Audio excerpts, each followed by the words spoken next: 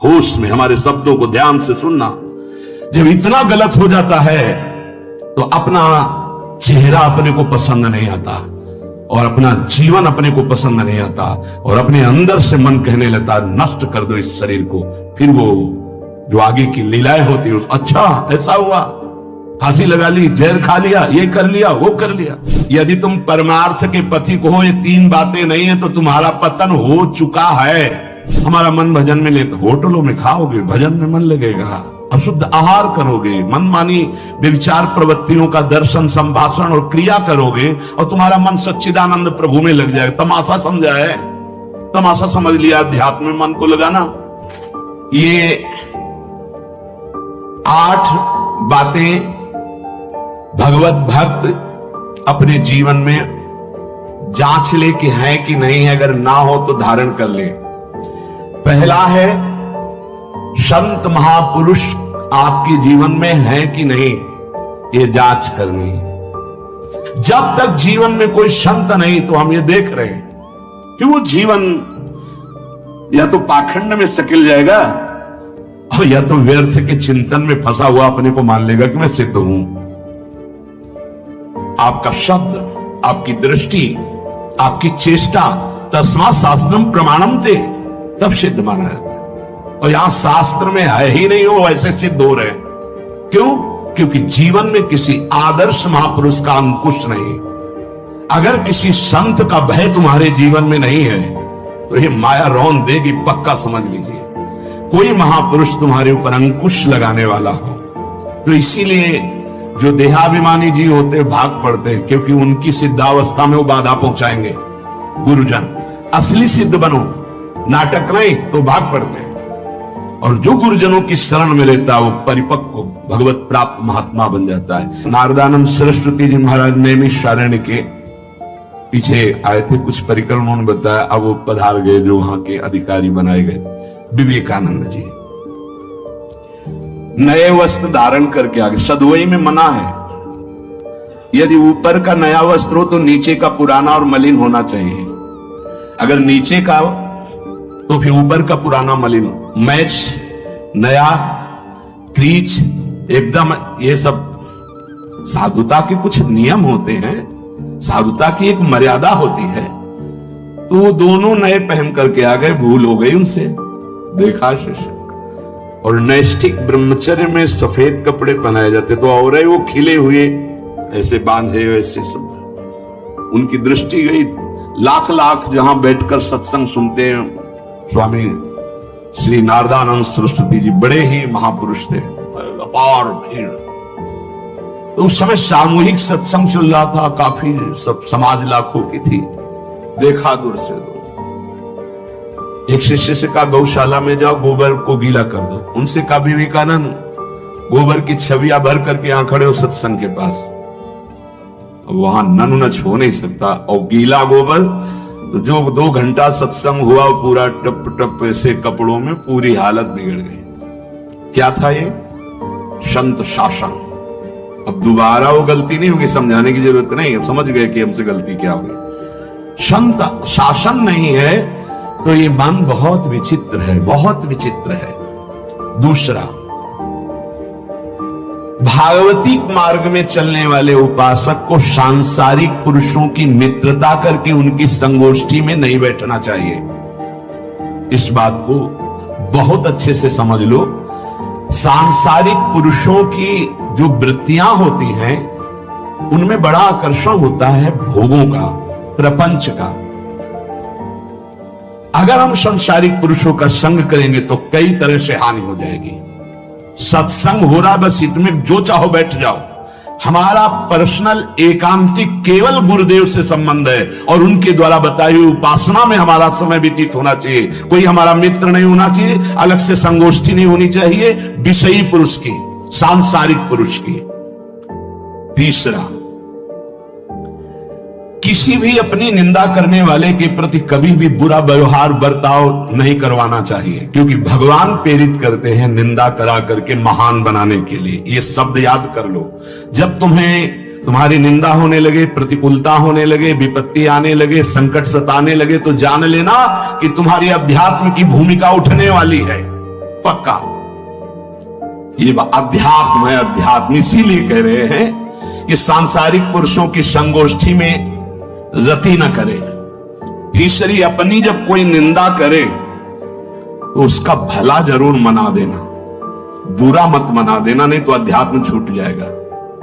अपने पास सामर्थ्य होने पर नीचापमानम सुधा, वो नीच है, हम उस पर शासन कर सकते हैं, पर उसके द्वारा किए हुए अपमान को सह गए और अंदर से मनाया, भगवान तुम्हें सुखी रखे, स्वस्थ रहो, और कभी भी हम आपका विरोध नहीं करेंगे। जब अवसर मिले तब फिर हमारी निंदा करना, भगवान तुम्हें स्वस्थ रखे, तुम्हारा कभी अमंगल न हो। ध्यान रखना, अध्यात्म। चौथा, अपने मुख से कभी किसी की निंदा न करना।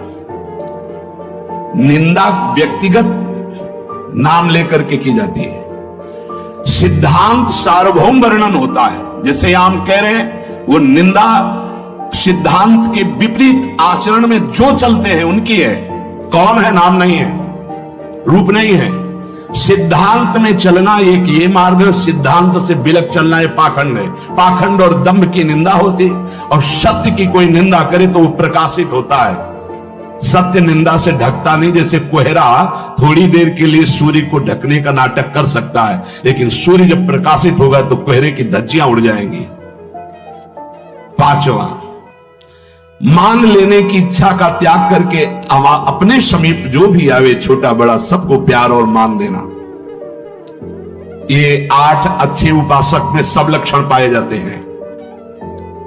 दूसरों को मान देने का स्वभाव रखना, चाहे छोटा बच्चा ही क्यों न हो। ये नहीं कि धनी मानी बड़ा आकर के धन राशि दे रहा है तो उसका सम्मान हो रहा है, और छोटा प्रणाम कर रहा है, उसकी तरफ देखा भी नहीं जा। नहीं, बच्चे से लेकर कोई भी, सबको एक ही प्यार की दृष्टि से देखना, भगवत भाव से देखना।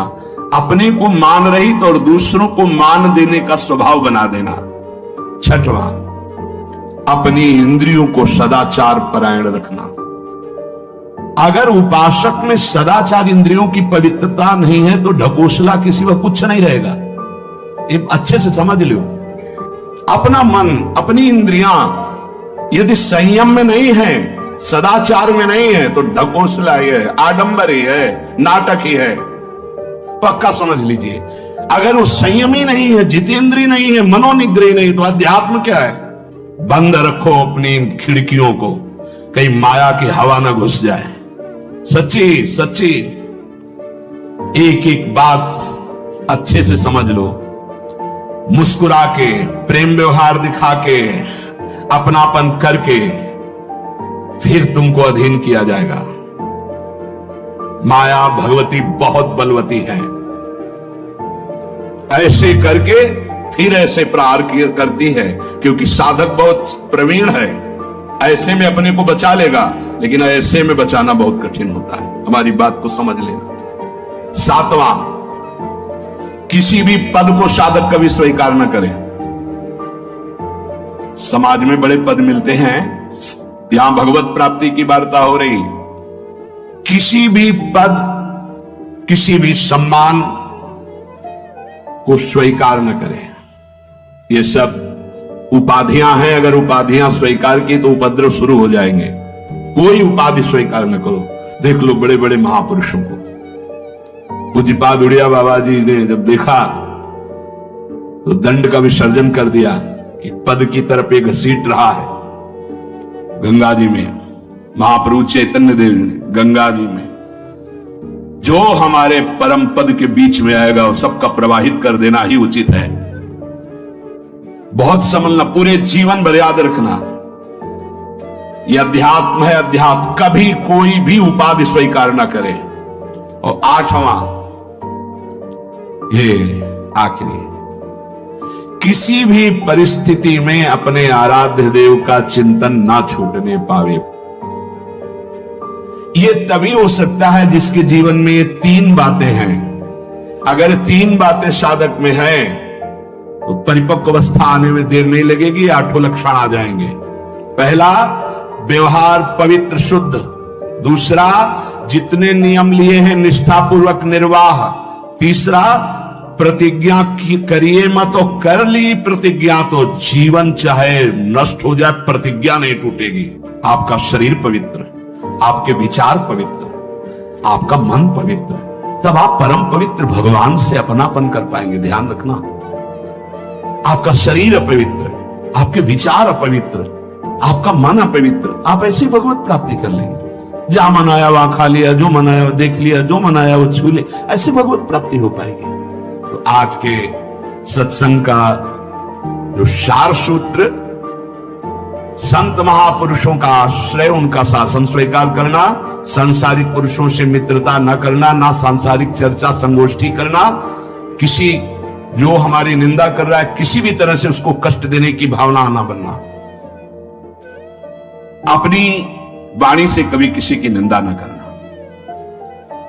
छोटे से बच्चे को भी मान देने का स्वभाव रखना, किसी से सम्मान प्राप्ति की इच्छा न रखना, सदाचार सरलता के साथ तुम्हारा संयम जितेंद्रियता पूर्वक समय व्यतीत होना चाहिए। प्रतिष्ठा किसी भी तरह की पद उपाधि साधक जीवन में स्वीकार न करे। आखिर निरंतर अपने लक्ष्य का चिंतन करें। इसकी पूर्ति के लिए व्यवहार शुद्धि, नियम निष्ठा और प्रतिज्ञा पालन जीवन भर तीनों, अगर ये तीनों कहीं भी फिसल रहे तो तुम पतित हो चुके हो। तभी पतित हुआ पुरुष कभी प्रतिज्ञा का पालन नहीं कर पाता, पतित हुआ पुरुष कभी नियम निष्ठा में नहीं चल सकता, पक्की दिनचर्या नहीं हो सकती। उसकी व्यवहार शुद्धि कैसे कही जाए जब पतित हो गए। देखो, और पतित को भी पावन करने का रास्ता है भगवान की शरण।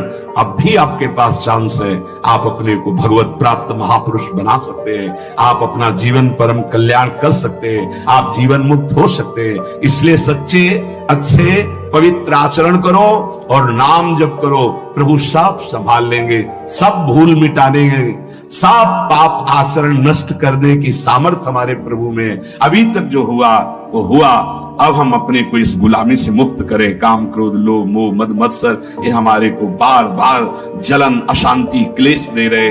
अब हरि शरणम परमानंद का मार्ग हम स्वीकार करें। श्री राधा वल्लभ लाल।